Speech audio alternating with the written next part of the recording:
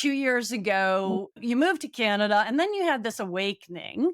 And Yeah. the irony, it brought you back home. So, what was the Yeah. catalyst for starting Dada Dunia? I'll say when I immigrated to Canada, Suzanne, North America was the fourth continent I have lived and worked on. So in my mind, I am this UK master's degree holder. I have an undergraduate. I've lived on this four continents. And I'm like, of course, integrating into Canada is not going to be hard. Like, of course not. And I was shocked. I was in disbelief of the transition that took place. For me, with a master's degree with lived experience and worked experience on different continents, different countries, different industries, I knew what I was bringing. And finding any job was met with, you don't have Canadian experience. You don't have Canadian experience. You do not have Canadian.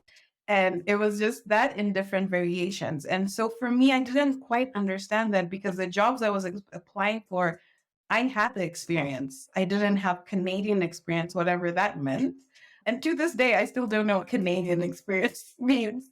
And so I found it so hard trying to just pay rent, pay my bills, just live in this country that has been advertised as this is the way to go if you're going to start a brand new life.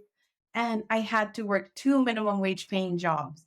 I had to really struggle with my mental health, and I had to be hospitalized when I found out I had ulcers. So all of these things all culminated to me finding my purpose when I was in the hospital and I was like, this shouldn't be so hard. Why is this hard for newcomers? Why is it for anyone? Why is this hard for Black women?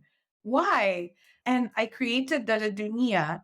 Essentially, my initial point of creating Dada Dunia was to help immigrants and newcomers settle into Canada by connecting them to these jobs.